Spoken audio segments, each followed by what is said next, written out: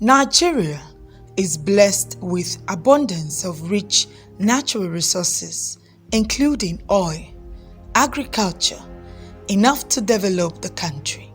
Nigeria has a huge potential of being in the top leading country in the world.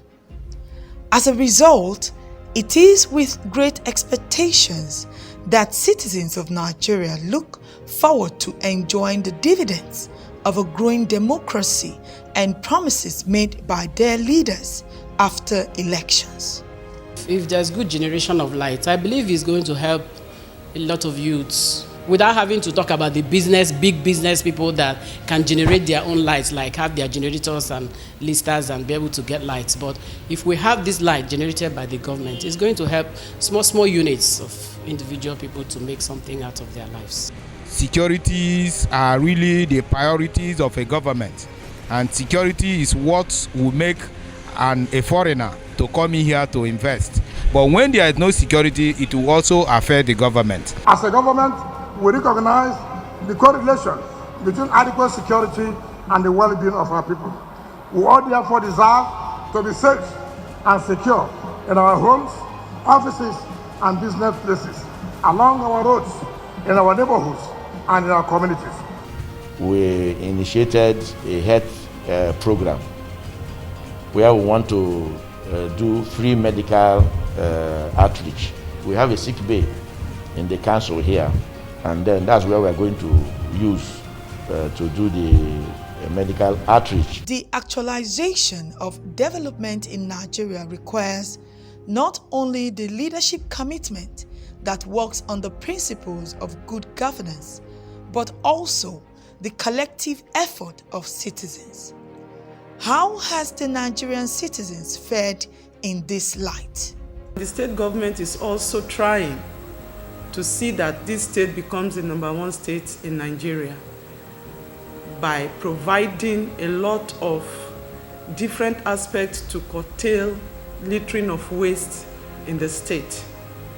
If you can see with me recently, you find out that the state government is trying to close up the drainage because of the manner at which the people around this area do dump their waste.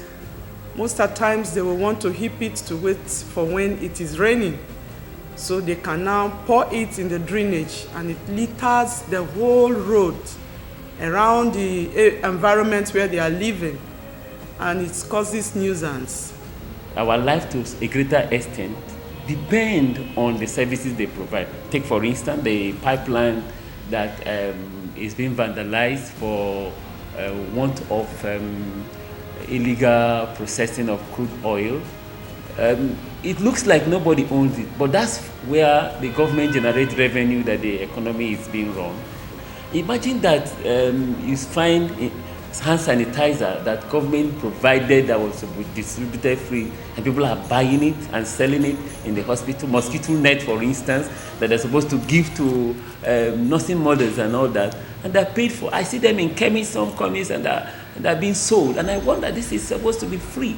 People don't have conscience. They are selling fake drugs. For God's sake, I wonder where we're going to. So we must be seen to be doing what is right and not talking it.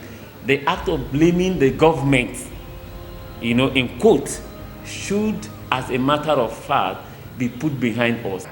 Some persons go in the night to cut the cables. Some persons go in the night to remove the manhole.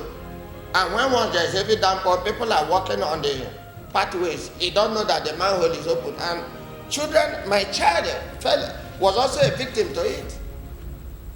These things are abnormal.